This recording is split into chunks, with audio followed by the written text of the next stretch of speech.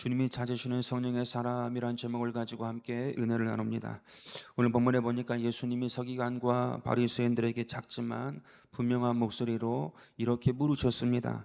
안식일에 선을 행하는 것과 악을 행하는 것, 생명을 구하는 것과 죽이는 것, 어떤 것이 옳으냐 묻습니다. 예수님은 갑자기 왜 이런 질문을 하신 것일까요? 거기에 이유가 있습니다. 누가복음 6장 앞부분에 보니까 안식일에 예수님께서 제자들과 함께 아무것도 먹지 아니하시고 밀밭 사이를 걸어가고 있었습니다. 그때의 제자들이 너무나도 배가 고파서 밀 이삭을 잘라 비비어 먹었습니다. 그 모습을 본 바리새인들이 이렇게 말합니다. 2절인데요. 어찌하여 안식일에 하지 못할 일을 하느냐고 정죄했습니다. 바리새인들의 눈에는 제자들의 배고픔이 보인 것이 아니라 안식일을 어긴 것만 보였습니다. 안식일에 금식하라는 얘기가 아니고요. 이삭을 잘라 비비어 먹은 것이 일이었기 때문에 정죄했던 것입니다. 또 다른 안식일에도 비슷한 일이 일어났습니다. 회당에 손 마른 사람이 있었습니다. 그 사람은 회복이 필요한 사람이지요. 병자이니까요. 고침받아야 하는 사람입니다. 근데 서기관과 바리새인들이 그 사람을 보고 불쌍히 여기지 않고 오히려 이렇게 행동합니다. 7절입니다. 서기관과 바리새인들이 예수를 고발할 증거를 찾으려 하여 안식일에 병을 고치는가 엿봅니다. 병 고치는 것도 일로 본 거예요. 안식일에 예수님이 일을 하는가 엿보았던 것입니다. 사람이 아픈데 고발할 증거만 찾으려고 합니다. 그래서 예수님이 그들의 모습을 보고는 안식일에 선을 행하는 것과 악을 행하는 것, 생명을 구하는 것과 죽이는 것, 어느 것이 옳으냐고 물으신 것입니다. 여러분, 이 질문은 단순히 안식일에 대한 질문이 아니고 신앙 본질에 대한 질문입니다. 이런 것입니다. 너희가 그토록 지키는 안식일이 사람을 살리고 있느냐 아니면 죽이고 있느냐 물은 것입니다. 질문이 생기는데요. 그렇다면 성경은 안식일을 무엇이라고 말했을까요? 하나님이 안식일을 정하실 때 이렇게 말씀하셨습니다. 신명기 5장 14절입니다. 일곱째 날은 내 하나님 야훼의 안식일인즉 너나 내 아들이나 내 딸이나 내 남종이나 내 여종이나 내 소나 내 나귀나 내 모든 가축이나 내 문 안에 유하는 객이라도 아무 일도 하지 못하게 하고 안식하게 하라라고 말씀하고 있습니다. 이 말씀을 보니까 안식일은 나만 쉬면 되는 것이 아니라 나와 관련된 모든 사람들이 다 쉬어야 진정한 안식이 된다는 말입니다. 그러므로 안식일은 쉬게 하고 살리는 데 목적이 있습니다. 우리에게 적용하면 이렇습니다. 마찬가지로 오늘 우리는 구약의 안식일인 주일에 우리가 함께 모여 있습니다. 오늘 우리가 모두 주님 안에서 참된 안식과 평안을 누리는 날입니다. 그런데 우리에게 조심해야 할 것이 있습니다. 오늘날에는 예배를 드리고 많은 성도들이 크고 작은 봉사를 합니다. 크고 작은 일들을 합니다. 그런데 기쁨으로 하게 되면 안식이 됩니다. 그러나 만약 분을 내고 누군가의 마음을 무겁게 만든다면 그것은 안식일을 어긴 것이 됩니다. 왜냐하면 참된 안식은 나만 쉬는 것이 아니라 나와 관련된 모든 사람들이 쉬는 날입니다. 생명을 얻는 날이기 때문입니다. 그래서 예수님은 서기관과 바리새인들의 행동에 정색을 하시고 선을 행하는 것과 악을 행하는 것, 생명을 살리는 것과 죽이는 것, 어떤 것이 옳으냐고 물으신 것입니다. 오늘 여기에 참석하신 여러분 모두 주님 안에서 참된 안식을 누리게 되길 바라겠습니다. 참된 안식일의 기쁨을 누리게 되기를 바라겠습니다. 몸과 마음이 회복되길 바라고요. 영혼이 힘을 얻게 되기를 바라겠습니다. 그래야 안식한 거래요. 몸이 마음이 회복되게 바라고요. 위로를 얻기 바라고요. 새 힘을 얻는 시간이 되기를 바랍니다. 그리고 나만 안식하는 것이 아니라 나를 만나는 모든 사람들이 안식하는 은혜가 있게 되길 바라겠습니다. 평안이 있게 되기를 바랍니다. 자, 그런데 그 다음 예수님의 행적을 보니까 매우 의미 있는 장면이 나옵니다. 예수님이 산으로 올라가셔서 기도하셨어요. 그런데 밤새도록 기도하셨습니다. 대단한 기도를 하셨지요. 그리고는 12제자를 세우십니다. 누가복음 6장 12절인데요. 이때 예수께서 기도하시러 산으로 가사 밤이 새도록 하나님께 기도하시고 밝음에 그 제자들을 부르사 그 중에 12를 택하여 사도라고 칭하셨습니다. 예수님이 서기관과 바리새인들을 책망하신 후에 12제자들을 세우셨습니다. 이 순서에 의미가 있어 보입니다. 여러분, 이게 무슨 의미가 있을까요? 예수님이 세우신 제자들은 어떠한 제자들인가? 형식적인 종교인이 아니라는 말입니다. 말씀은 알지만 사람을 살리지 못하는 사람을 세우신 것이 아닙니다. 예수님은 선을 행하고 생명을 구하는 제자를 세우신 것입니다. 사람을 판단하는 제자가 아니라 사람을 살리는 제자를 세우신 것입니다. 오늘 저와 여러분 우리가 주님이 찾으시는 제자가 되기를 바랍니다. 가정을 세우고요, 교회를 세우고요, 나라와 민족을 세우는, 나라와 민족을 복되게 하는 저와 여러분 되기를 바라겠습니다. 그 사람이 주님이 찾으시는 제자래요. 성령의 사람인 줄로 믿습니다. 오늘 누가복음 6장을 근거로 하여 주님이 찾으시는 제자에 대해 함께 살펴보고 은혜를 받고자 합니다. 첫째로, 하나님이 찾으시는 제자는 원수를 사랑하는 자입니다. 예수님께서 밤새 기도하시고 제자를 세우신 후 가르치신 첫 번째 삶의 방식은 원수를 사랑하라입니다. 누가복음 6장 27절입니다. 너희 원수를 사랑하며 너희를 미워하는 자를 선대하며 너희를 저주하는 자를 위하여 축복하며 너희를 모욕하는 자를 위하여 기도하라라고 말씀하십니다. 놀랍지요? 우리가 익숙하게 알고 있는 말씀이지만 사실은 굉장히 충격적인 말씀이에요. 제자들을 세우고 가장 먼저 주님께서 가르치신 것은 무엇이냐 하면 큰 교회를 이루는 방법을 가르쳐 주신 것이 아니에요. 대단한 믿음을 소유하는 것을 가르쳐 주신 것이 아니에요. 큰 지혜자가 되는 것을 가르쳐 준 것이 아니고 사랑하는 것을 가르쳐 주셨습니다. 근데 예수님이 말한 사랑은 쉬운 사랑이 아니었습니다. 원수를 사랑하는 사랑입니다. 세상 사람도 자기에게 잘해주는 사람은 사랑하지요. 자기 편은 사랑하고요, 자기 자식은 사랑합니다. 그래서 예수님도 이렇게 말씀하셨어요. 누가복음 6장 32절인데요. 너희가 만일 너희를 사랑하는 자만을 사랑하면 칭찬받을 것이 무엇이냐? 죄인들도 사랑하는 자는 사랑한다라고 이야기. 그런 사랑하지 말라. 그런 사랑 정도가 아니다라고 말씀하고 있는 것입니다. 그렇다면 예수님이 찾으시는 제자, 그런 사랑, 주님이 말하는 사랑을 하는 제자는 누구일까? 예수님이 찾으시는 제자는 사랑의 범위가 넓어진 자입니다.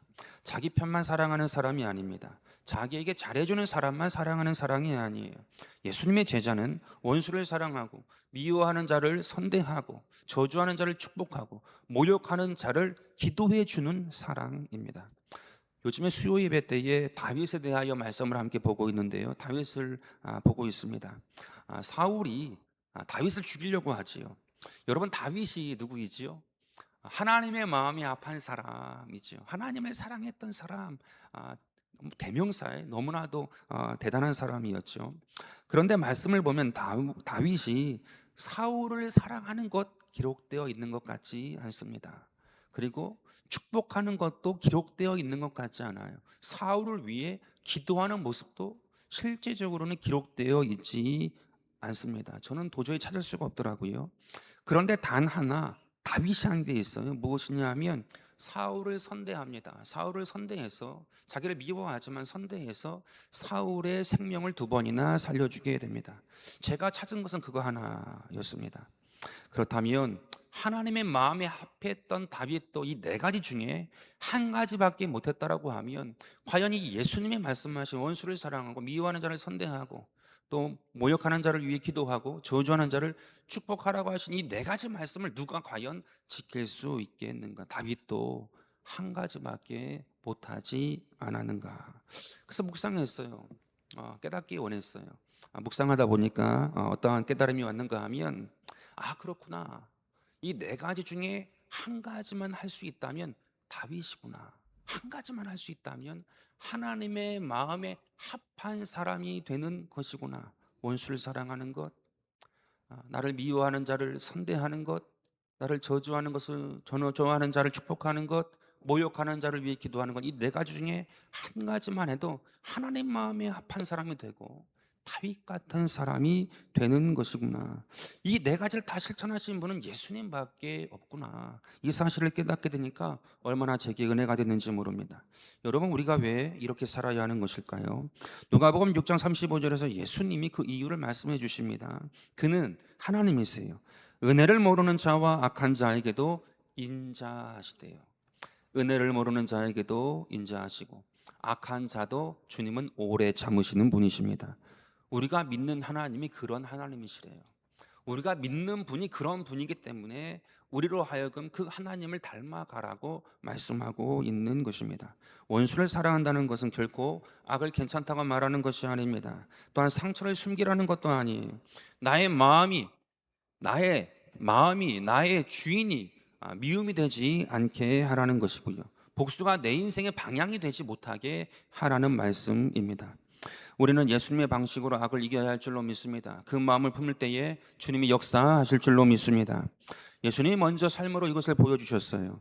십자가 위에서 못 박은 자들을 향하여 분노하지 않으셨고요. 저주하지 않으셨습니다. 대신 이렇게 기도하셨습니다. 누가복음 23장 34절인데요. 아버지, 저들을 사하여 주옵소서. 자기들이 하는 것을 알지 못함이니이다. 여러분, 이 기도를 하는 자가 제자입니다. 제자는 예수님에 대해 많이 아는 사람이 아니고요. 예수님을 닮아가는 것입니다. 우리가 얼마나 많이 들었습니까? 얼마나 많이 보아왔습니까? 얼마나 많이 볼 수 있습니까? 들을 수 있습니까?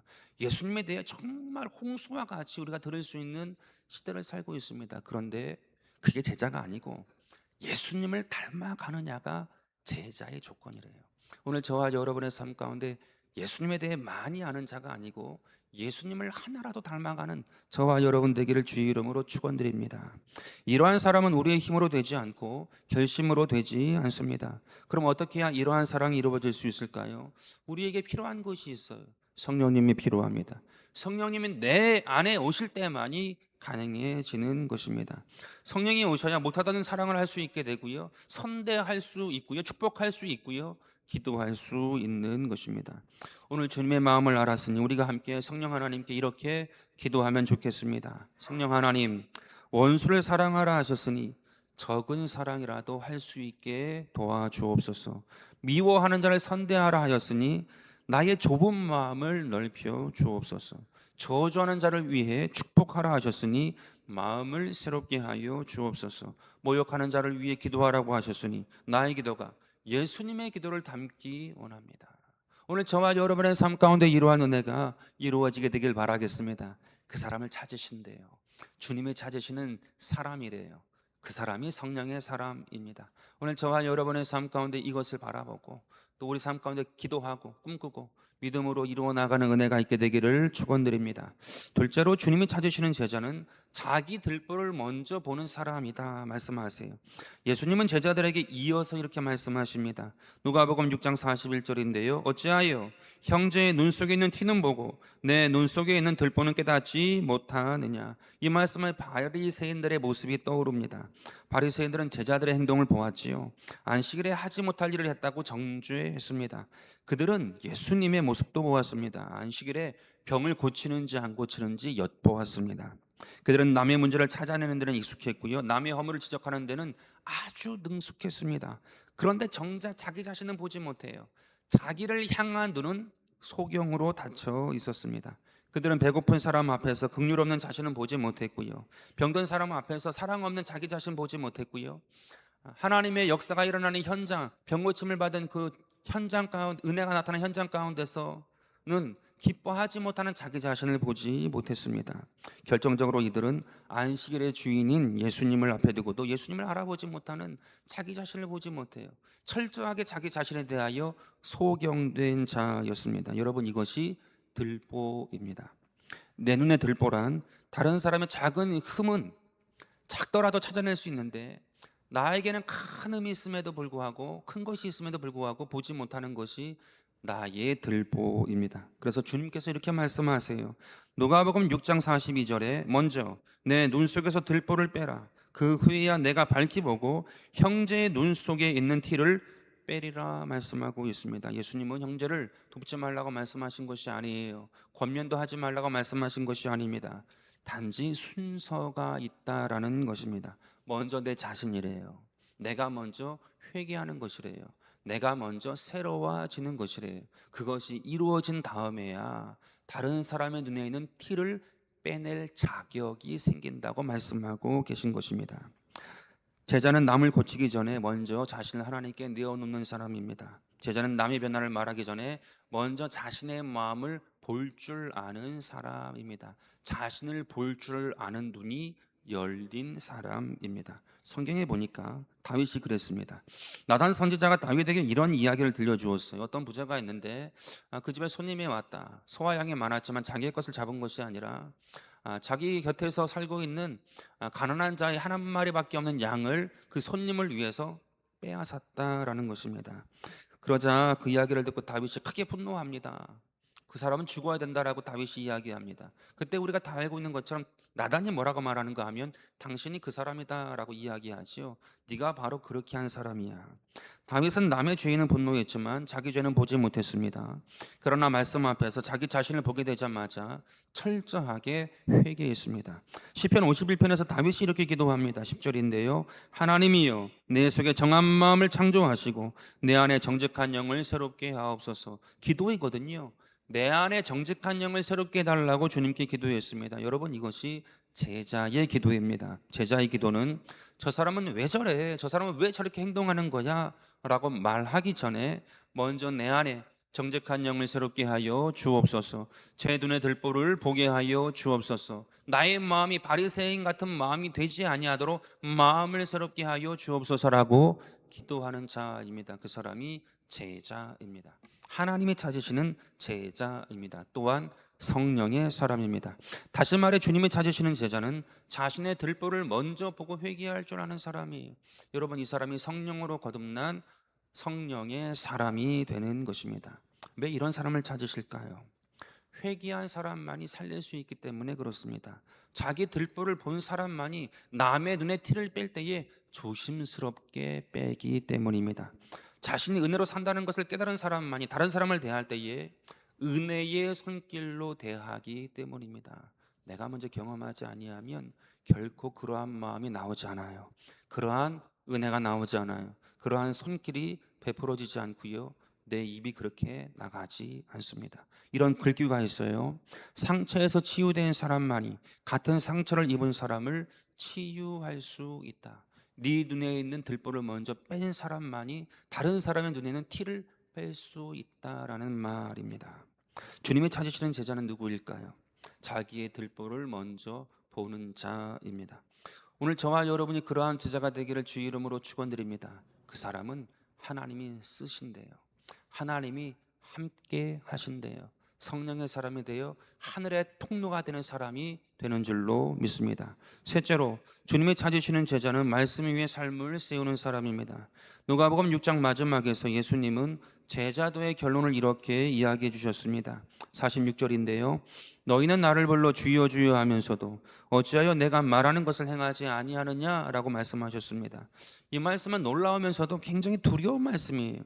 우리는 예수님을 믿고요, 예수님을 주님이라고 부르잖아요. 예배드리고요, 찬양하고요, 기도한다는 말입니다. 그런데 예수님이 반문하신 거예요. 그런데 너희는 왜 내가 말하는 것을 하지 않느냐, 내가 말하는 것을 왜 준행하지 않느냐고 말씀하신 것입니다. 여러분, 이것이 제자의 마지막 기준이 돼요. 내가 말한 것, 하나님이 말한 것, 주님이 말한 것을 행하느냐 행하지 않느냐가 제자의 마지막 기준입니다. 정리하면 제자는 어떤 사람이냐? 말로는 증명되지 않습니다. 지식으로는 증명되지 않고요, 오직 순종으로만 증명됩니다. 말씀 위에 자신의 삶을 세우는 사람은 어떤 사람이냐 하면 말씀에 순종하는 사람이에요. 다른 말로 말씀을 준행하는 사람입니다. 누가복음 6장에서 예수님은 두 사람의 집을 비유로 드셨는데요, 한 사람은 집을 짓되 깊이 파고 주추를 반석 위에다 두었습니다. 또 한 사람은 주추 없이 흙 위에다가 집을 지었습니다. 평소에는 아무런 차이가 보이지 않아요. 다 그럴싸해 보입니다. 그러나 홍수가 나고 물길이 다가왔을, 탕류가 일어났을 때에 집에 부딪히자 차이가 나게 됩니다. 누가복음 6장 48절입니다. 홍수가 나서 탕류가 그 집에 부딪히되 잘 지었기 때문에 능히 요동하지 않습니다. 반석 위에 집은 탕류가 일어난다 할지라도 무너지지 않았습니다. 그러나 주추 없이 지은 집은 무너지고 말았습니다. 그렇다면 이 비유에서 반석 위에 집을 지은 사람은 과연 누구일까요? 47절에 보니까 나옵니다. 내게 나와 내 말을 듣고 행하는 자다라고 말씀하고 있습니다. 이 사람은 어떠한 사람이냐? 구체적으로 말하면 첫째로 예수님께 나아오는 자입니다. 둘째로 나와 말씀을 듣는 자입니다. 셋째로 완성은 어떻게 되는가 하면 말씀을 듣고 행하는 자가 반석 위에다가 집을 지은 자라고 말씀하고 계십니다.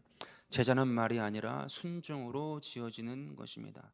우리가 다 나와 있어요. 또한 말씀을 듣고 있습니다. 그러나 더 중요한 것은 마지막 순간에 내가 그 들은 말씀으로 행하느냐, 거기서 내 삶의 주추가 반석 위에 세워지느냐 아니면 모래 위에 세워지느냐 결정된다고 말씀하고 있습니다. 놀라운 말씀이면서 두려운 말씀입니다. 말이 아니에요. 삶으로, 행동으로, 순종으로 증명하라고 말씀하신 것입니다. 예를 들면 이런 거예요. 사랑하라는 말씀을 들었으면 사랑하기 시작해야 되겠지요. 어떻게든지 사랑하려고 애쓰셔야 하는 것입니다. 그런데 잘 안 돼요. 그러면 기도해야 하는 것입니다. 하나님, 내 안에 사랑이 없군요. 사랑하라고 말씀하셨는데 또 사랑을 시도하려고 하는데 사랑이 잘 되지 않습니다. 주님 도와주세요. 사랑하는 마음을 주세요. 사랑하라는 말씀을 들었는데 사랑이 되지 않는다고 하면 당연히 주님께 기도해야죠. 도와주시라고, 그 마음을 부어주시라고, 충만하게 채워주시라고 기도해야 할 것입니다. 저를 한번 돌이켜 보았어요. 이제는 집에서 뭐 싸우는 일 거의 없습니다. 뭐 티격태격은 한두 번, 뭐 잠깐 한두 번 말 왔다 갔다 하긴 하지만 싸우는 일은 이제 거의 없는데, 예전에 한참 싸울 때가 있었어요. 결혼하고 좀 애들 2명까지 생겼을 때부터 조금 다투게 되더라고요. 1명까지는 안 다퉜는데 2명 생기니까 다투더라고요. 근데 싸우고 나면 어때요? 마음이 불편하잖아요. 마음이 괴롭지요. 기도도 잘 되지 아니하고요. 무엇보다 책망이 있어요. 예수 믿는 사람은 싸우고 나면 주님이 계속 책망을 하시거든요. 왜 그랬냐, 왜 그랬냐. 그런데 한 번은 제가 다툰 다음에 기도가 되지 않고 마음이 무겁고 또 책망이 있어서 주님께 이렇게 제가 다시 기도했어요. 하나님, 이번 싸움은, 다툼은 제가 아무리 생각해도 처음부터 끝까지 잘못이 없습니다. 제 잘못이 없어요. 아무리 생각해도 잘못이 없습니다. 제가 옳은 거예요. 그러니 하나님, 이번만큼은 제가 이겨야 될 것 같습니다. 제가 이거는 그냥 꺾으면 안 되고, 그래야 질서도 쓰고 옳은 게 무엇인지 그른 게 무엇인지 좀 세워지고, 그러니까 하나님, 이건 제가 처음부터 끝까지 잘못한 게 없어요. 이번은 제가 버티겠습니다 라고 기도를 했어요. 한 1시간쯤 지났는데 제 마음에 감동이 온 거예요. 주님께서 주시는 마음인 거지요. 무슨 말씀을 주시는가 하면, 옳은 것을 따졌으면 너는 이미 이 세상에 없다라는 거. 옳은 것을 따졌으면 저는 이미 이 세상에 없대요. 이게 하나님 마음이었던 거예요. 하나님은 하나님이 다 오르셨는데 계속해서 용서해 주셨다는 말씀이지요. 그래서 제가 순종했습니다. 여러분, 우리 가운데에 안 되는 게 많습니다. 쉽게 되지 않아요. 그러나 기도하고 주님께서 우리의 마음을 깨닫게 하시고 여실 때에 순종하게 되기를 바랍니다. 그럼 내 삶을 반석 위에다 짓는 자가 됩니다. 또한 자기 눈에 들보를 보라는 말씀을 들었으면요, 남을 판단하지 않으려고 애써야 되겠지요. 먼저 자신을 살펴야 할 것입니다. 근데 사실 이것도 잘 되지 아니하는 내용이에요. 남을 바라보는 건 우리 육을 가지고 있고, 또 세상의 어떤 모든 것들이 다 그렇지 않습니까? 자기를 먼저 깎아내리기보다는 남을 깎아내리는 게 우리에게 익숙한 방식입니다. 그런데 주님께서는 자기의 들보를 먼저 보라고 하셨으니 나를 보는 것을 시도해야 되잖아요. 잘 되지 않아요. 그래서 기도해야 되고요. 근데 이것은요, 훈련이에요. 여러분, 훈련이라는 것이 무엇입니까? 개인차가 다 있는 거예요. 저 사람은 금방 됐는데 나는 왜 이렇게 안 되는 거냐 라고 말할 필요가 없어요. 내가 될 때까지, 익숙해질 때까지 하는 것이 훈련입니다. 남을 바라보고 정죄하는 것이 빠른데 이것을 고치고자 들보를 먼저 보라고 했으니 나를 바라보는 것을 시도해야 되는데 잘 되지 않습니까? 동일하지 않아요. 개인차가 있어요. 훈련은 내가 될 때까지 하는 것입니다. 근데 훈련이 되면 그렇게 쉽게 가지 않습니다. 남을 먼저 정죄하기보다 나의 들보를 보고 주님께 나아가고 회개하고 하나님의 도움을 구하게 됩니다. 여러분, 하려고 하면 된다는 이야기입니다. 또한 사람을 살리는 것이 주님의 뜻임을 알았다면 내 입술에 재갈을 재워야 되지요. 또한 내 입술에 살리는 말을 해야 할 것입니다. 여러분, 이것도 훈련하면 되는 거예요. 훈련이에요. 우리가 쉽게 말하고 쉽게 이야기하는 것이 너무나도 익숙하잖아요. 이 세상에 살고 있으니까. 그런데 이것도 훈련인 것입니다. 하나님의 은혜를 구하고요. 내가 사람을 살리는 말을 해야지 죽이는 말 하면 안 되겠다. 이 마음과 생각을 딱 가지고 될 때까지 하는 거예요. 그것이 훈련입니다. 익숙해질 때까지 하는 것입니다. 그러면 어느 순간에 그러니까 주님이 말씀하신 그 말씀을 내 삶에 준행하는 자가 어느 순간에 되더란 말이에요. 개인 차는 다 했습니다. 그렇지만 되는 때가 있습니다. 언제? 훈련이 끝나고 나면. 그러면 내 삶이 반석 위에 세워지는 삶이 되는 것입니다. 다시 말해 주의 말씀은 귀에 머물면 지식일 뿐이지만 삶 가운데 내려가게 되면 반석이 됩니다. 야고보서 1장 22절입니다. 너희는 말씀을 행하는 자가 되고 듣기만 하여 자신을 속이는 자가 되지 말라라고 말씀하고 있어요. 듣기만 하는 사람이 굉장히 위험한 사람이래요. 자기를 속이는 삶을 살 수 있다라고 이야기하고 있습니다. 이 사람은 실제 믿지 아니하는 사람보다 더 위험할 수 있다라고 저는 생각을 합니다. 하나님의 말씀을 절반만 알고 대충 알아요. 그러다 보니 더욱더 비수가 되고요. 함께 사랑하고 함께 공동체를 이루어야 될 내 옆에 있는 사람을 공격하더란 말입니다. 가장 위험한 위치와 자리에 있는 것입니다. 그러므로 주님이 오늘 우리에게 물으십니다. 내게 나와왔으니 내 말을 들었느냐? 그럼 준행했느냐? 순종했느냐? 여러분, 주님이 찾으시는 제자는 말씀 위에 자기의 삶을 세운 사람입니다. 이 사실을 깨닫고 말씀을 들은 대로 순종하는 하나님의 귀한 백성 되기를 주의 이름으로 축원드립니다. 말씀 마무리합니다. 안식일은 나만을 위한 날이 아니라 나와 관계된 모든 사람이 함께 안식해야 진정한 안식이 됩니다. 자기 자신뿐만 아니라 다른 사람의 안식을 귀하게 여기기를 바랍니다. 주님이 찾으시는 제자는 원수를 사랑하는 자입니다. 다윗은 사울을 선대하여 목숨을 살려주었지요. 우리가 예수님처럼 원수를 사랑할 수 없다라고 하면 다윗처럼 선대하는 자가 되기를 바랍니다. 자기의 들보를 먼저 보는 자를 주님이 찾으십니다. 자신을 먼저 보고 회개한 자는 남을 정죄하지 않아요. 나를 비난하지 않습니다. 오히려 긍휼히 여기고요. 주님의 마음을 깨닫게 됩니다. 마지막으로 주님이 찾으시는 제자는 말씀 위에 삶을 세운 사람입니다. 다른 말로 하나님 말씀에 순종하는 사람이에요. 말씀에 준행하는 자. 오늘 우리가 모두 이와 같이 주님이 찾으시는 사람 되기 원하고요. 성령의 사람이 되기 원합니다. 성령의 사람. 우리가 성령 충만 받고 하나님의 은혜를 경험했는데 어느 순간인가 다 소멸해 버린단 말이에요. 하나님께서 허락하신 그 마음이 어느 순간에 차갑게 식어버린단 말입니다. 어디서부터 그렇게 됐는지 우리가 알지 못해요. 깨닫지 못합니다. 여러분, 사랑을 회복하시기 바랍니다. 우리 가운데 들보를 보는 자가 되기를 바랍니다. 그래야 성령이 소멸되지 않는데요. 내 안에 성령의 사람 되어서 계속해서 살아갈 수 있는 것입니다. 자꾸 빼앗기거든요. 누수가 되거든요. 또한 우리가 말씀 위에 내 삶을 세우는 은혜가 있게 되길 바랍니다. 그 사람이 성령의 사람, 충만한 사람, 성령의 능력으로 끝까지 나아가는 사람이 되는 것입니다. 하늘의 통로가 되고요. 이 세상 가운데 하늘의 복을 받고 살아가는 하나님의 귀한 백성 되기를 주의 이름으로 축원드립니다. 아버지 하나님, 은혜와 사랑을 감사드립니다. 주님은 찾으십니다. 그 한 사람이 내가 되기 원합니다. 성령 하나님 함께 하시어서 오늘 이 시간 가운데 주님의 마음, 주님의 사랑, 주님 조금이라도 알게 하여 주옵소서. 아버지 하나님, 또한 나의 입술 가운데, 나의 삶 가운데에 하나님 말씀의 반석 위에 서게 하여 주옵소서. 나의 들보를 먼저 볼 수 있는 용기가 있게 하여 주옵소서. 살아계신 예수 그리스도 이름으로 기도드립니다. 아멘.